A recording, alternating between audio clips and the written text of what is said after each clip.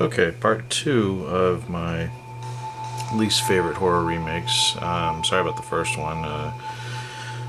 Camera just kind of cut out after I had my very long rant about the remake of Psycho. So the next one on my list is the 2005 remake of John Carpenter's classic The Fog. The original Fog film came out in 1980. It starred Jamie Lee Curtis as Elizabeth Sully. It had Adrienne Barbeau as Stevie Wayne and the great Tom Atkins as Nick Castle. Now, John Carpenter was involved with the 2005 remake, and I really am surprised that he put his name on this because this movie is atrocious. It's just a very bad film. It's completely devoid of any suspense whatsoever. It has horrible acting. The replacement actors, Tom Welling, Maggie Grace, and Selma Blair in the Nick Castle Elizabeth. Her name's Elizabeth Williams. Maggie Grace's name is Elizabeth Williams in this. And then Selma Blair as Stevie Wayne. They're just horrible in this film. They're horribly acted. The special effects are kind of interesting when you see the fog zipping around and you see it like coming into people's houses and things like that. And some of the special effects that they couldn't have used, and I mean, they didn't have the technology in 1980. I mean, yeah, it's put to good use here, but it's in a bad movie. There's not a lot to say about this one. Obviously, the Psycho film I'm real passionate about. This one is just it's a shame that this was made and that John Carpenter let this go ahead, because the original Fog, I think, is one of John Carpenter's best films, and it's an underrated film. It's still got a lot of suspense. It's got great acting.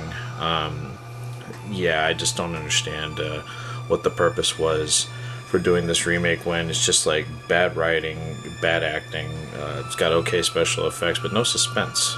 So no fun there. And the other thing is that John Carpenter's always been very critical of the Halloween franchise continuing on without his involvement. Yeah, there was some fallout between him and Mustafa Akkad and the rights and all that, but at the same time, at least other directors have been able to pick up his character and storyline and make some good films out of it. You know, Halloween 4 was a very good film. H2O was pretty good.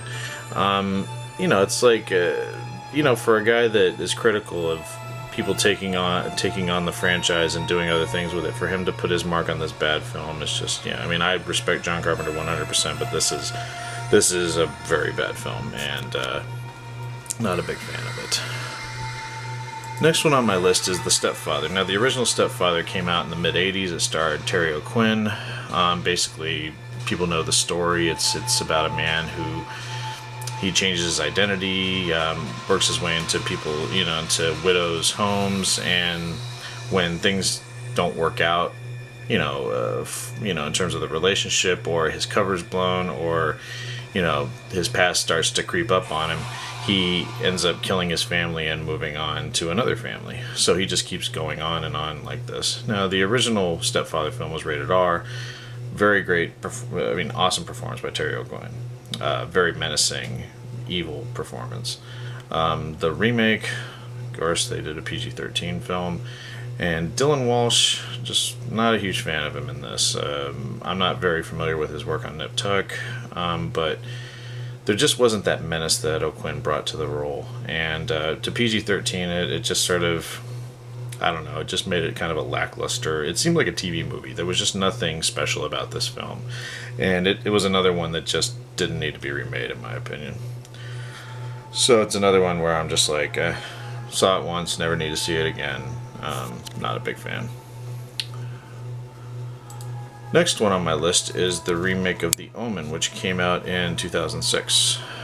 The original Omen starred Gregory Peck.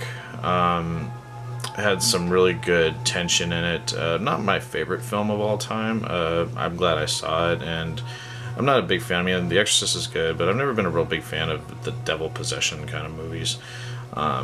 It could be just my own taste. I'm not saying it was a bad film, but when they did the remake, I think one thing they capitalized on was just the date. It came out on June 6, 2006, so 666. So it was good marketing, but it's the same movie. I watched the beginning of this film, and that's all I could really take, because the entire film was pretty much an exact replica of the original, and I was like, I've seen this movie, I don't need to see it again.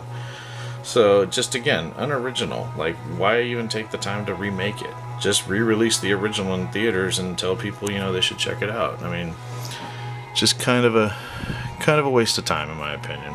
So yeah, no points to me for The Omen. Now, the next two films I'm going to talk about are, these are films that I'm not 100% happy with. Not a huge fan of, but there are things I like about them, so they are films that I do own.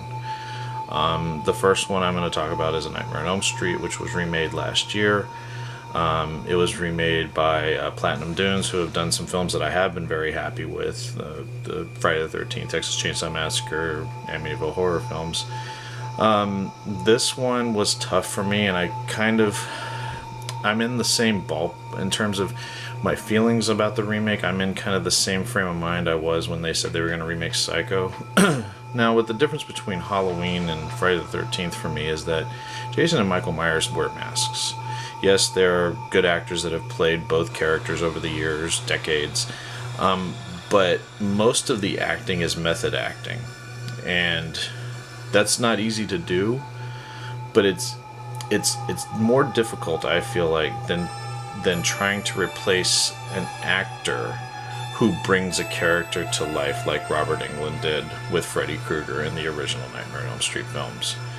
You can't replace it, and I love Jackie Earle Haley. I think he's a great actor. I've loved him in Little Children. He was very disturbing in that, but very good. Loved him as Rorschach in Watchmen. Big fan of him. He was good in the film, but he just didn't have that. He just didn't bring anything unique to the role that Robert did. Robert had this presence, and it was his humor as well that made that film so memorable, and that performance so memorable, and lasted for, counting Freddy vs. Jason, 8 movies. So, I mean, he is Freddy Krueger and always will be to me. It's going to be really tough for somebody to step into that role and make it their own, because Robert was so iconic, just like Norman Bates, played by Anthony Perkins, was just so iconic. You can't replace those performances at all, no matter who you get. And my other big problem with this one is that the characters were very one-dimensional. Rooney Mara as Nancy was horrible. I've seen her in Social Network. She did a good job in that, but in this film she was just terrible, and I could not relate to her. I didn't feel like I just couldn't get behind her and feel like there was a real character there. She was just so monotone and boring. Kyle Gallner as Quentin did a better job. I mean, I actually liked him, but it's just like, it was so bland. Like, when people died in this, it was like, oh, they died. Oh, no. It's like, your friend died. It's like, it was in the original Nightmare on Elm Street when Nancy loses Tina and Rod, and you felt that. You felt the pain and the horror. And it just wasn't here. And it could have something to do with Samuel Behr's direction. It also could have something to do with the screenplay, it's a very boring film for a movie that was released, good God, it was released almost 26 years after the original. And they couldn't do a better job with coming up with a more interesting story when they have more special effects. It's just another missed opportunity. And it's a shame, too. I don't know if they're going to make any more of these. And it is a film I watch on occasion, but I still have the same problems every time I watch it. Special effects are great. Jackie Earle Haley does a good job. The rest of the cast, with the exception of Kyle Gallner, is just... They're boring, one-dimensional characters. There's nothing interesting about them. I have heard that they might make a sequel, but as of right now, I think Warner Brothers is kind of sitting on both the Friday the 13th and Nightmare on Elm Street series. I don't know why. They both made a lot of money, but we'll have to see what happens, and if they eventually do make more films in the series. I hope they do, and I hope they can take it into different places. And stay tuned for a third part of this, and I'll be right back.